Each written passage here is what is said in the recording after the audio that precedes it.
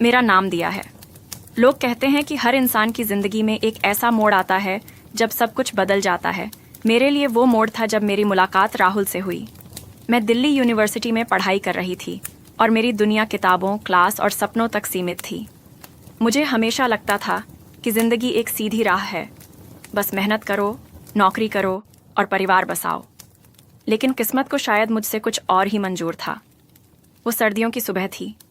मैं college canteen के पास अपनी नोटबुक में कुछ लिख रही थी।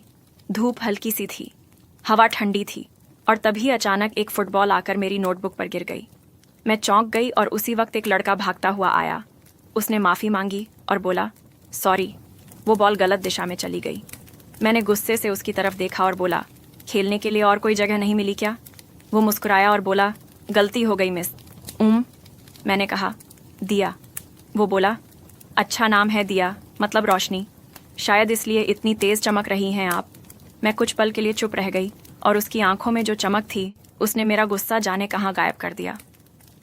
उस दिन के बाद मैं बार बार उसे कैंटीन, लाइब्रेरी और कॉलेज के गेट पर देखने लगी। वो हर जगह किसी न किसी बहाने से नज़र आ जाता। पहले मैंने ध्यान नहीं दिया, लेकिन फिर धीरे धीरे उसकी बातें मेरे दिल में उतरने लगीं। राहुल इंजीनियरिंग फाइनल ईयर का स्टूडेंट था। गिटार बजाना उसका शौक था और सपने उसके बहुत बड़े थे। मैं शांत थी, वो जोशीला था। मैं सादगी में खुश थी, वो रोमांच में जीता था। फिर भी हमारे बीच एक अजीब सा खिंचाव था जो हमें बार बार एक दूसरे की तरफ खींचता था। एक दिन उसने मुझे कॉलेज के फेस्ट में बुलाया। मैं नहीं जाना चाहती थी, लेकिन किसी अजीब से एहसास ने मुझे वहाँ खींच लिया। जब वो स्टेज पर आया, उसकी आंखों में वही चमक थी। उसने माइक पकड़ा और कहा, ये गाना उस लड़की के लिए है जो मेरी ज़िंदगी में आई तो है नहीं, लेकिन फिर भी सब कुछ बदल दिया है। फिर उसने गिटार बजाना शुरू किया और उसकी आवाज़ गूंज उठी। उस पल मुझे लगा कि पूरी दुनिया रुक गई है। भीड़ में सिर्फ हम दो थे। उसकी आंखें मुझ पर टिकी थीं और मेरा दिल जैसे वहीं ठहर गया। उस रात के बाद मैं खुद से झूठ नहीं बोल सकी। मैं राहुल को चाहने लगी थी। हमारी मुलाकातें बढ़ने लगीं। हर शाम कैंपस के पुराने पीपल के पेड़ के नीचे हम मिलते।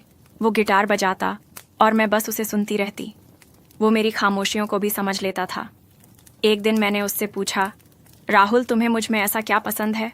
उसने कहा, तुम में शांति है और मुझे हमेशा तूफानों से डर लगता है। उस पल मुझे एहसास हुआ कि प्यार बहुत गहरी चीज़ है। वो सिर्फ हंसी मजाक या तारीफ नहीं, बल्कि वो सुकून है जो किसी की मौजूदगी से मिलता है। लेकिन जैसे हर कहानी में एक मोड़ आता है, वैसे ही हमारी ज़िंदगी में भी आया।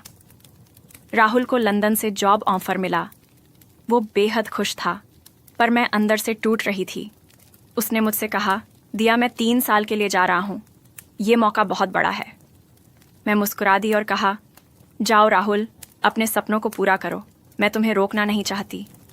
उसने मेरा हाथ पकड़ा और बोला, मैं वापस आऊँगा, सिर्फ तुम्हारे लिए। वो चला गया और मेरे दिन जैसे खाली हो गए। उसकी आवाज़, उसकी बातें सब मेरे आसपास गूंजती रहतीं। शुरू में वो हर हफ्ते मेल करता, फिर महीनों में 1-2 बार, और फिर अचानक चुप्पी छा गई। मैंने कई बार लिखा, लेकिन कोई जवाब नहीं मिला। मुझे लगा शायद अब सब खत्म हो गया। मैं अब एक स्कूल में टीचर थी, बच्चों को पढ़ाते हुए वक्त काट रही थी, लेकिन अंदर कहीं राहुल अब भी था। फिर एक दिन जब मैं घर लौट रही थी, सड़क किनारे एक कैफ़े से गिटार की आवाज़ आई। वही धुन, वही सुर जो सिर्फ राहुल बजा सकता था। मेरा दिल ज़ोर से धड़क उठा। मैं कैफ़े के अंदर गई और वहाँ वो था, राहुल। उसने ऊपर देखा और मुस्कुराया। उसकी आंखों में नमी थी और उसने कहा, दिया, मैं लौट आया। मैं कुछ नहीं कह पाई, बस उसे देखती रही। उसने कहा, लंदन में सब कुछ मिला लेकिन तुम नहीं मिली, इसलिए लौट आया, क्योंकि अब समझ आया कि मेरे सारे सपनों की जड़ तुम थीं। मेरी आंखों से आंसू निकल आए और मैं बस उसके सीने से लग गई। उस पल लगा जैसे 3 साल की दूरी एक सांस में ख़त्म हो गई। अब राहुल मेरे शहर में ही रहने लगा, बच्चों को म्यूज़िक सिखाने लगा।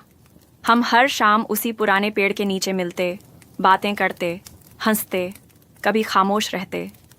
एक दिन उसने मुझसे कहा, दिया, अब मैं कहीं नहीं जाऊंगा, क्योंकि मुझे अब समझ आया कि ज़िंदगी का मतलब किसी जगह या नौकरी में नहीं, बल्कि उस इंसान में होता है जिसके बिना तुम अधूरे हो। मैं मुस्कुरा दी और उसी वक्त उसने कहा, अगर तुम चाहो तो हम अपनी कहानी हमेशा के लिए साथ लिख सकते हैं। कुछ महीनों बाद उसने मुझे कॉलेज कैंटीन में बुलाया, वही जगह जहां पहली बार हमारी कहानी शुरू हुई थी। उसने गिटार उठाया, एक फूल मेरे सामने रखा और बोला, दिया, जब पहली बार तुमसे टकराया था तब समझ नहीं पाया था कि किस्मत मुझे क्या देने वाली है। अब समझ आया है। क्या तुम मेरी जिंदगी की धुन बनोगी? मेरी आंखों से आंसू बह निकले और मैंने हाँ कह दिया। उसने गिटार पर वही धुन बजाई जो उस दिन फेस्ट में बजाई थी और पूरी कैंटीन में तालियां गूंज उठीं। उस पल लगा जैसे पूरी दुनिया रोशनी से भर गई हो। आज कई साल बीत चुके हैं। मैं ये कहानी अपने कमरे की बालकनी में बैठकर लिख रही हूँ। नीचे राहुल बच्चों को गिटार सिखा रहा है। उसकी हंसी अब भी वही है और मेरी दुनिया अब सिर्फ उसके नाम से नहीं, उसके होने से रोशन है। कभी कभी मैं सोचती हूँ कि अगर उस दिन वो फुटबॉल मेरी नोटबुक पर ना गिरती तो शायद ये कहानी कभी शुरू ही ना होती।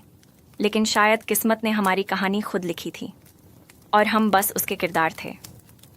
प्यार वही है जो वक्त के साथ मिटता नहीं, जो दूर रहकर भी सांसों में बना रहता है और जो किसी एक नाम से नहीं बल्कि एक एहसास से जिया जाता है।